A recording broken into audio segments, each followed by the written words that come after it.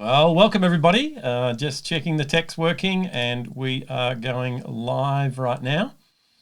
If you are joining me in the live, it'd be great to say hi in the comment section. If you're joining it in the replay, let me know as well. And that way it becomes a two-way conversation rather than me just talking at you. So for those of you who haven't been here before, my name's Grant Herbert, and what I've been doing and want to continue to do for a while is taking you on a journey through the 9 crucial shifts that everyone in professional services needs to make in the current environment in their personal, professional, and people leadership. Last month we were talking about our identity. We were talking about shifting from having those limiting beliefs and the universal fears and all the things we talked about to being more confident in ourselves, being able to have a great platform to operate from that allowed us to get the results that we want. So what we're going to do this week and again in a couple of weeks, we're going to focus on the second area, the second shift. And if I just switch screens here for a moment, this is shifting how you look at your intelligence and how you use your intelligence. All right, so before we get started, we have a workbook that you can use or you can just jot down some notes, whatever you want to do. But I want to give you a resource that you can use to make sure that this isn't just information. You can do something with it as well.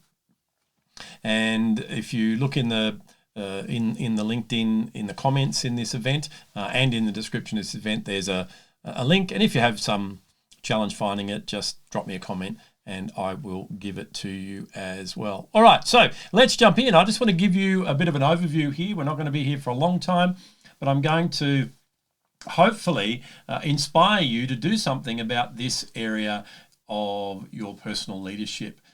For me, it was particularly an area that I needed to work on and I continue to work on. I tell people all the time, I'm a subject matter expert in this subject, but I'm definitely a work in progress in its implementation, just like you.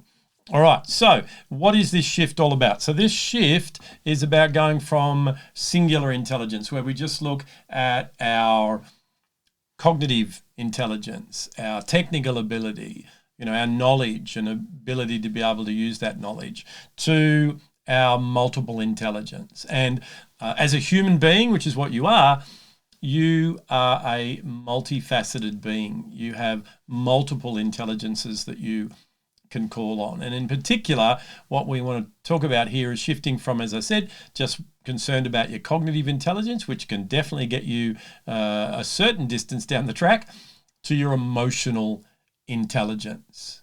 All right, so before we get this conversation going, by the way, if you're tuning in, make sure you give me some comments, ask me some questions. That's what I'm here for in this, in this group, to help you to do that. But just before we get started around this, I want to lay some context so that you understand where I'm coming from and the lens that I'm looking through. And I love to do that with a model. I call this the intelligence trifecta. It's not about just having one intelligence, and there are indeed more than 3. However, these are the 3 key ones that are going to help you in your personal and in your professional and people leadership as well. All right, so let's have a look. So the first one I've already mentioned, that's your cognitive intelligence. That's your ability to take on and retain information. It's your book learning. It's what you learn at university. It's what gives you the ability to be able to function logically and to work with your, technical ability as well. Then we've got emotional intelligence. We're going to unpack what that is today. But that is because you're an emotional being. It's an intelligence that you must be able to tap into. And the third area is your social intelligence. Emotional intelligence is all about you. Social intelligence is about working with others. All right, so when you have great cognitive intelligence and great emotional intelligence, it's going to help you to increase your income. Why? We're going to learn that as we go through. However, just to whet your appetite there, when you are operating in more of a balance between the logical and the emotional, then you're going to make different decisions. You're going to be more productive. And that's going to help you to get more done, which is going to help you to get more income. It's going to help you to, if you're not in a practice and you're working in a career for someone else, it's going to help you to get roles and get promoted in roles because of the way that you behave. When you have great emotional intelligence and social intelligence, that gives you the ability to influence. And it's not a manipulative influence, it's a positive influence, because you've got a great balance between keeping in tune with yourself and with others as well. And having great cognitive intelligence and social intelligence means that you can make an impact. So that means that your technical ability that you've worked hard to get is also balanced with the emotions and working with those emotions with other people as well. So the thing that I want to really encourage you to do is look at developing your emotional intelligence. All right, so we're going to talk about what it is. And I'm going to dispel a few myths around it. And these were myths that I believed as well. You see, here's the thing. I had no clue up until about 15 years ago that emotional intelligence even existed.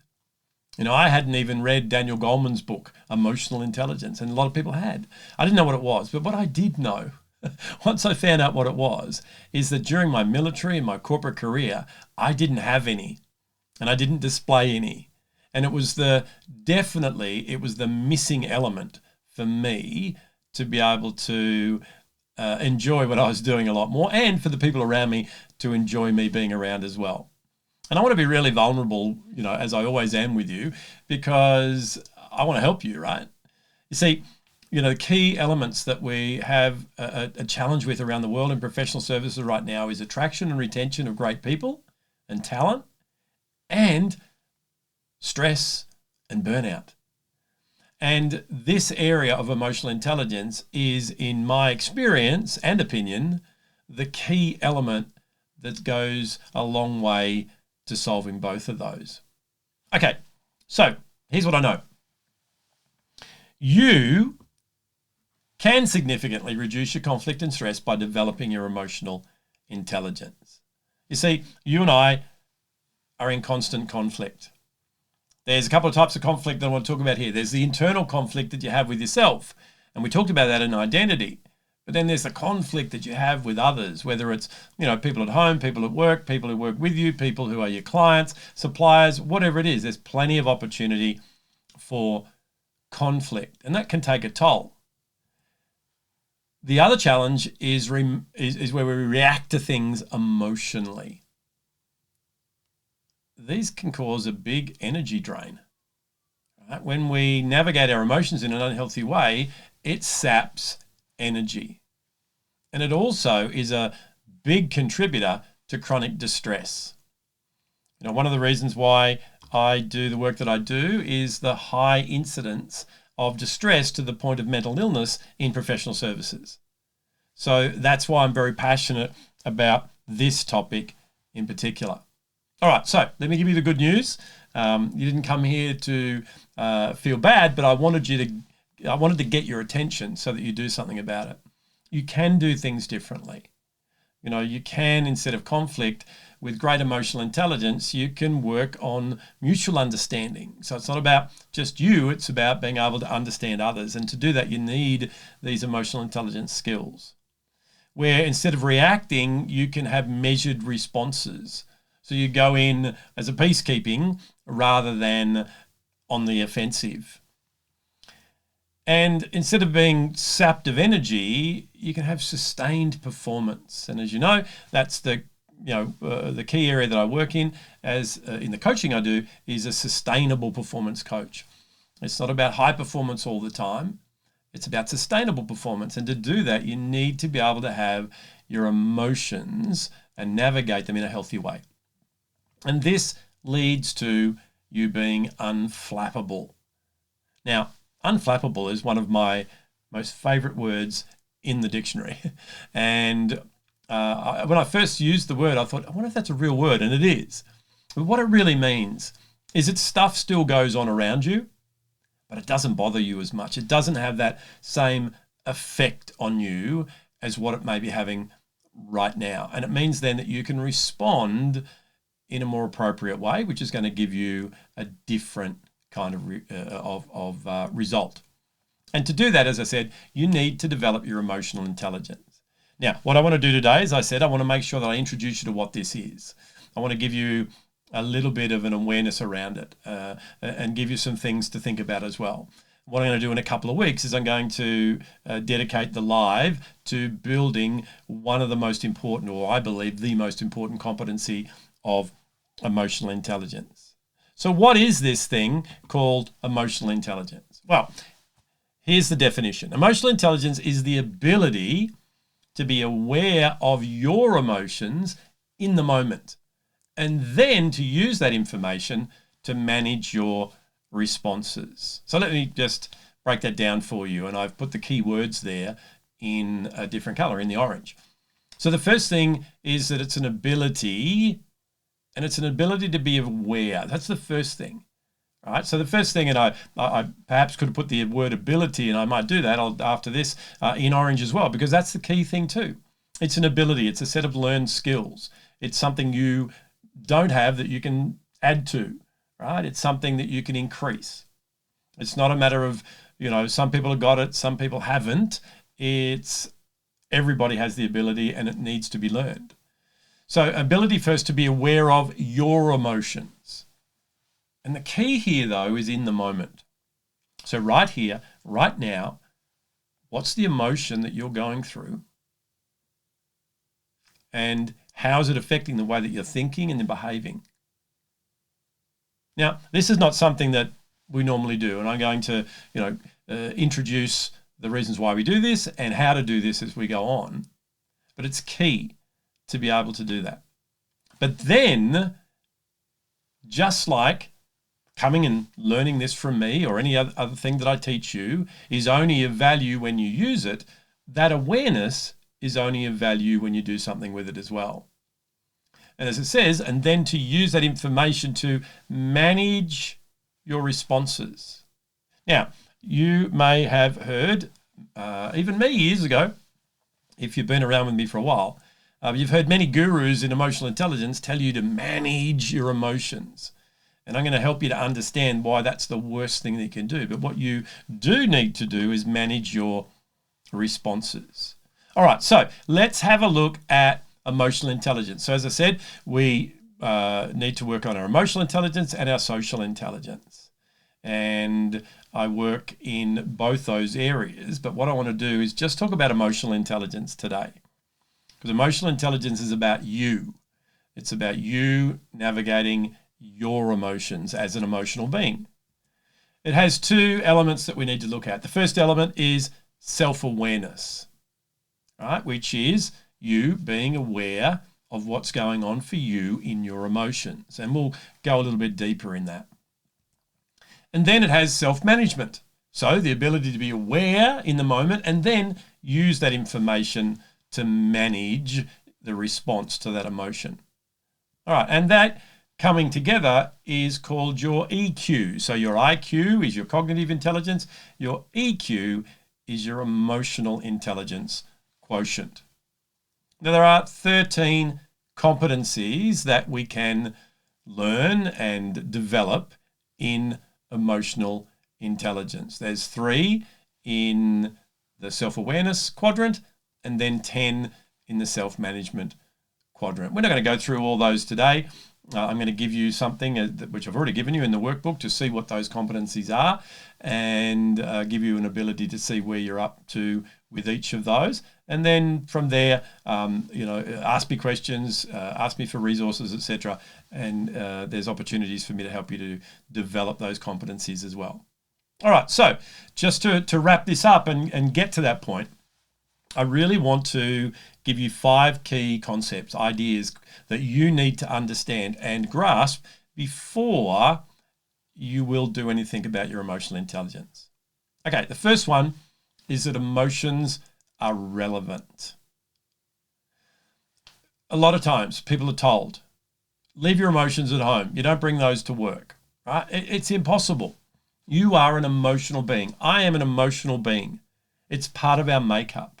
Emotions are cues, clues letting you know there's signs so that you know what's going on in your world, that there's something going on that you need to navigate. So it's like driving down the road in your car. Before you can slow down and keep the safety that's needed in the school zone, you need to recognize the school zone sign. And emotions are exactly the same. So if you don't see the signs and you don't recognize them and you're speeding in the school zone, then there could be, catastrophic things happen out of that. And it's very much the same with your emotions. The second thing, keeping up with the metaphor around driving, is that they are learned competencies. I said that before, I need to say it again. It's not a matter of people are born with them or not born with them. These are learned competencies. These are things that you don't, as I said, get born with. You need to, at some point, when you discover what they are, you need to develop them. So just like when you start out driving in your car, you go on your learner's permit and you get some practice and you get the skills. It's exactly the same with these skills as well. The third thing is it starts with awareness. You need to be able to see where you have to go. You need to be able to uncover the areas that you are needing to work on. You need to know how you currently experience and navigate emotions that you go through, that you actually have on a day-to-day basis. You need to build on your strengths. The good thing about emotional intelligence is that there are things that even though, you may not have done any formal study on, you've developed some of these competencies already. So there will be things as you go through the list, and I'm going to show you this shortly, there'll be things that you are already good at. So it's a matter of, on that journey, leveraging those strengths. So if you're really good at being able to, recognize what's going on in your world, that's going to help you. That level of self-awareness is going to help you with the other competencies as well. And then obviously there's going to be some things that you need to work on, those areas for development. And the key here is that it's all about incremental increase. One of the things that I see a lot in professional services is that everyone lives in a dichotomy. It's either here or here, right? It's black or it's white. It's I've got emotional intelligence or I haven't. No, it's about incrementally, once you work out where you're at, increasing the competencies one step at a time. It's not I lack emotional intelligence today and now I've got it.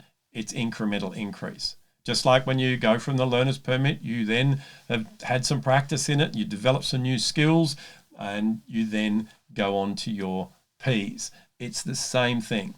It's about moving the needle forward on a daily basis. Now, I need to let you know that it's an ongoing journey for the rest of your life. I'm a subject matter expert, as I said, in emotional intelligence. I'm a work in progress in its implementation, just like you. Every single day. These days, I'm a lot more aware. These days, I have new neural pathways that I've built so that my behavior is different to what it used to be. All right, so what I want to give you, and it's in the opportunity to do this is in the worksheets. And as I said, if you haven't got those, down in the comments or in the description of this event, this LinkedIn Live, there's a Dropbox link and you can grab a copy of that for yourself. So what I want you to do now is actually do something with this. As I said, it's about its ability first to be aware. So I've given you a self-assessment to do. Very simple. Self-assessment. Now what I've given you here is the competencies. They're covered. You'll be able to see them, all of them on the worksheet, but you'll see there the competency on the left. So the first one's emotional self-awareness. And then I give you the definition so you have a little bit of an understanding of what that is. So recognizing your emotions and their effects. And then you get the ability to, the opportunity, I should say, to give yourself a score out of 10. 0 means you don't have any of that, right? And 10 means you are perfect. So I wouldn't expect that there's any 0s or any 10s. There's a little hint there for you. So give yourself the opportunity to go through and have a look at where your start point is.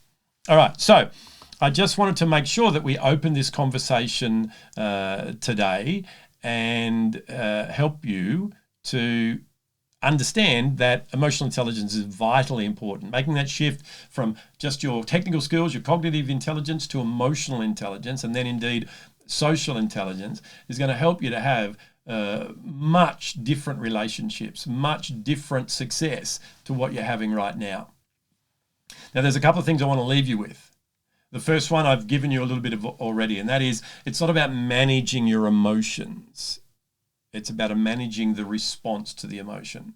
Because when you manage your emotion, what you do is you suppress it, you ignore it, you try and shift it and change it. And that doesn't work. However, what you need to do is have an understanding of what the process is, and I'm going to give you that now. So an emotion is physiological. So it means that you feel or you sense there's some sort of physical sensation that goes on somewhere in your body. So that's what an emotion is. And it's fleeting. That's why we need to be able to be attuned to what's going on in our body so that we can recognize that. Then, whatever that sensation is, you have the ability then to make that mean something about you or about what's going on, etc. And we've talked about those things. So whatever you make that mean will trigger your dialogue and your thought process. So then we go from the physical to the psychological. And the psychological then, wherever you go with that, leads to you choosing to feel a certain way. So the emotion is physiological. It's a sensation that you experience in your body. You then make that mean something. You then put some thoughts and dialogue around that. And then you feel a certain way and behave out of that thought pattern and out of how you feel. Then, depending on where you continue to go with those thoughts and actions, you can have an escalation of that emotion, and it can take you down a certain path of behavior, which may not be good, or you can manage that response by firstly managing the thought process and the meaning, and then the behavior, so that you go down a path which is good for you and good for those around you. The other thing that I want to leave you with is there is no such thing as a positive or negative emotion. Now, this is my experience, and the reason I say that is every emotion, even the ones that are given a bad rap, are essential. They're a cue, they're a clue, they're alerting you that something's going on. The only thing that is positive or negative is how you behave out of that, how you respond, or in some cases, react to that emotion. So those key myth-busting distinctions are really, really important for those of you who are serious about taking hold of this part of your life and helping you to shift that identity from, being, or I should say that intelligence, from just operating out of your cognitive intelligence to working in that multiple intelligence. All right, so make sure you invest in you and do that self-assessment. And that's what it is. It's self-assessment, right? It's not for anyone else. It's what you think about you. Others might see you differently, but that's not what matters here. Jump in the comments. I'm happy for you to connect with me in the comments and ask questions or whatever. And the next time that we're together on the live, what I'm going to do is unpack that more of that first area of self-awareness. We'll go deeper in that and help you to develop some practical skills around developing this amazing set of competencies just for you. So have an amazing weekend wherever you are in the world, and I look forward to connecting with you in some way, shape or form between now and our next live. And it's a privilege to get to do what I do with you. So thank you for that, and I'll see you again soon. Bye for now.